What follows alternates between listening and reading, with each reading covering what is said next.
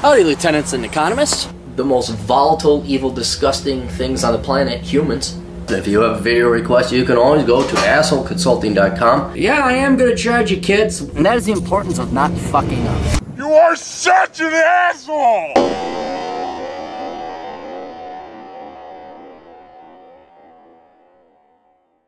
How you kids doing? Assholeconsulting.com, where I, the world's only professional asshole, America's older brother, will yell and scream at you if you pay me money because you desperately deserve it. This actually is not a personal question or request. This is an academic question.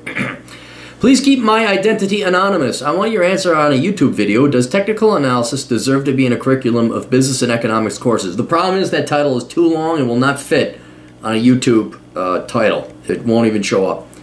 You'll get, does technical analysis deserve to be? So I'll try and maybe tighten that up a bit. But it is a good question. Please read the article at allstarcharts.com. Why does technical analysis make some people so angry? As a finance major, I felt completely unprepared to deal with real-world financial markets because academia was in love with the random walk hypothesis. I look forward to your reply and your price quote for your services. Yours truly, and you wish to be kept anonymous. All right, so let's, for those of you not familiar with finance and economics, there are two different camps that are not mutually exclusive. I'm going along the lines of the client here. You don't have to subscribe to one or the other. You can subscribe to both. That is fundamental analysis and technical analysis, and what they try to analyze is prices. What is the price of this stock, this house, this real estate investment trust, this thing, this, that widget, that car? And fundamental analysis is fundamental. It aims to objectively and precisely and accurately answer what is the true financial value of this asset.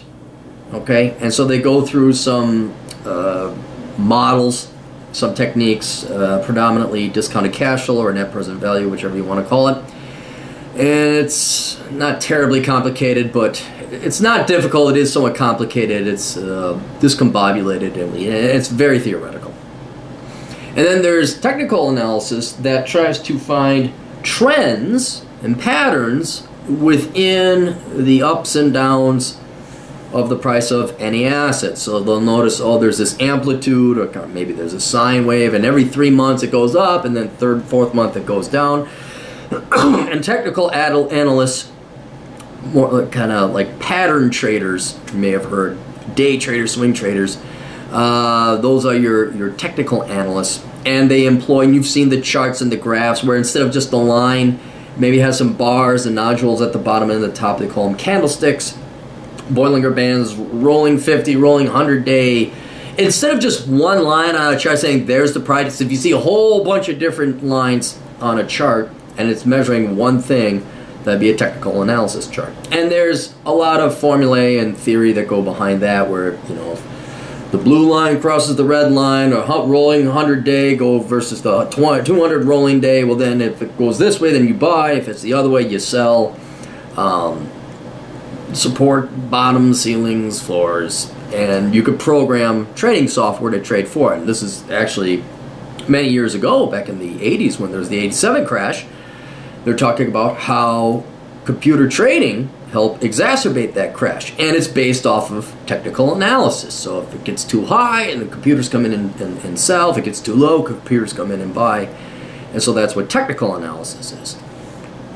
And so the article that the client sends, why does technical analysis make some people so angry? I didn't know people were getting angry about technical analysis. I knew that there's a philosophical difference between the two, where technical analysis is looking in the past to hope it predicts the future. It's inherently flawed because the past is not going to be exactly like the future.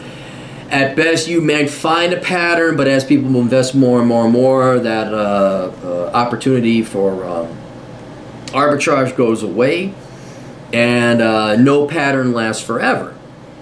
And so I didn't realize there was such a conflict between the two, but apparently there is, if you want to go ahead and read the article.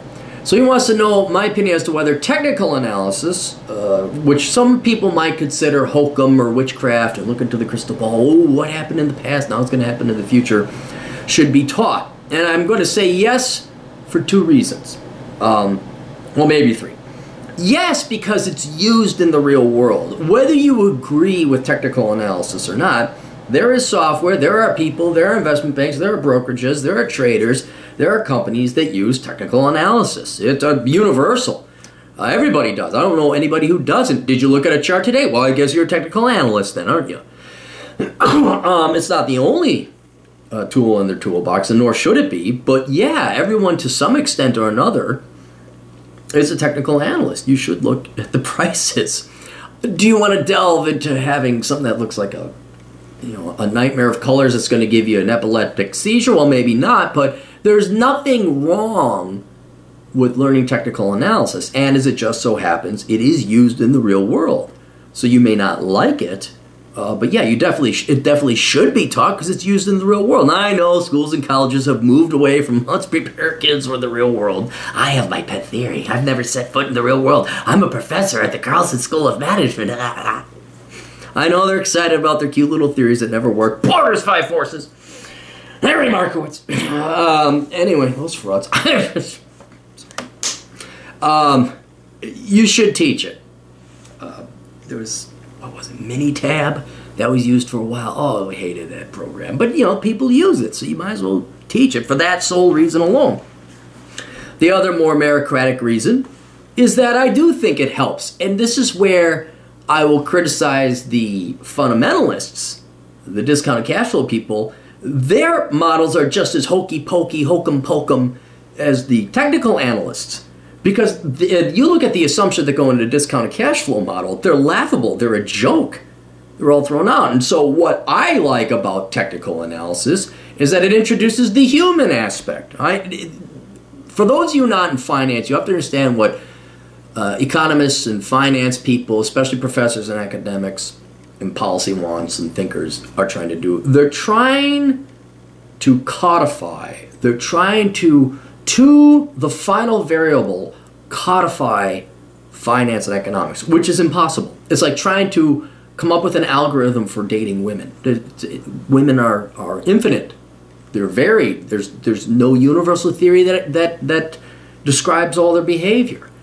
And when you look at financial markets, what you're looking at is not just women, you're looking at all people in the entire world and weather and the sun, every possible variable, resulting and culminating into a price at that nanosecond point in time. And these dipshits, these highfalutin morons in academia, these professors who try and advance their theories and they're trying to get rid of it, they're trying to get on the alpha. Oh, we gotta get idiosyncratic risk, gotta get rid of idiosyncratic. It's bullshit. Did you not see how they all got caught with their pants down in the dot-com bubble too, but then the housing bubble? When me and doing simple price to rents ratio, like, hey guys, there's a problem here, you don't know what you're talking about. They are so far up their own asses, their heads are so far up their own asses that they cannot see what is blatant and obvious in front of them. So what I like about technical analysis is it introduces the unknown. It's the human element. It's the human behavior. When you see a price go up and down on the live computer screen, you are seeing all the world's variables coming in and hitting that market, deciding whether people are going to buy more or sell more, buy more or sell more, sell less or buy less. It's happening right there. And instead of appreciating that for what it is, theoreticians, I guess people who don't like technical analysis, are so, I think, obsessed with their models and their formulae and their math that they truly do not understand the beast that they are trying to measure and assess and control and maintain. So I also like looking at charts because I look at them like, yeah, sometimes you could just tell, oh, that's too expensive. That went up, that's too high. Well, that's too low. And I think humans have a natural instinct in it too. Like when something goes on sale at Kohl's, like, whoa, how much is that? $5 for a watch? Oh, that's a good deal. How much is that? A P ratio of 500 for a company that doesn't make any money? Fuck no. You don't understand. See, we're doing price to, I remember they were doing price to sales. That's how dipshittery it got during the dot-com bubble. Price to sales. Oh, those morons. So yes, I think technical analysis is absolutely necessary because it reminds you, okay, that's nice theory you all had. Oh, that's great, you had advanced financial statement analysis. Oh, that's great, you had securities analysis and valuation. That's very cute, that's very nice. Now here's what's happening in the real world. May I remind you? And then the third reason I look at technical analysis is that I don't think discounted cash flow or fundamental analysis is worth a damn either. If you actually look at the formulas and the assumptions that go into a discounted cash flow model, fundamental analysis model, really don't even wipe your ass with it because it's just as worthless. I mean, and yes, for some instances you do have to come up with it. I can see where there's also there's value in learning it because inevitably it calls working in finance or insurance. There are going to be instances where we're going to have to put a financial number on it. Okay, what's the value of this? Well, it's not traded on the financial markets. We've got to figure it out. It's a privately held company or it's this. So there is value in learning how to do fundamental analysis and valuing a stock or a house or an asset or anything else. But the second the ink dries on your analysis and you sign off on it, market conditions are going to change that now your valuation is absolutely worthless. It's outdated. And it wasn't that good to begin with. But, oh, how much, oh, the house burned down, what's it worth? Now you got to go in and, cash, accounting, market inference pricing, whatever, however you want to evaluate. So yeah, I really wish that the correct answer is both should be taught because they both are used in the real world and they both have practical applications. But we should all remember here, boys and girls, no matter if you got your master's, oh, I got my CFA. Oh, wow, you pissed away a lot of time there. I know you got great analytical technique. I know you make way more money than I do, but don't tell me it's a science. It's not. It's theoretician. It's estimation. Let's all understand what we're trying to do is the exact same thing as every guy has been trying to do since guys have existed, and that is trying to figure out how to get laid. And no one's figured that out yet. Oh, we've stumbled upon it with luck. We have some theories, and oh, I'll invest in the market, hit the gym, that type of thing. But ain't none of you gonna ever unlock it or figure, because you can't. You can't figure out the weather and the estimation of the actions of 1 billion people, or 7 billion people. All right, that's it. We'll see you guys later. Toodles.